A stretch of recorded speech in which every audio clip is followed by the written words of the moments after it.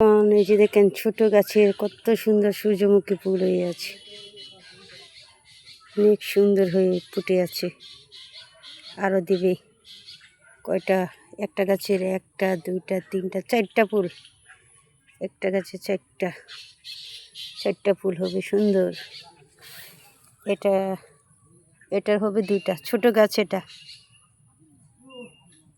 ছোট ছাড়া, তার জন্য দুইটা দিবে। এটা কত সুন্দর ফুটে আছে সূর্যমুখী ফুল।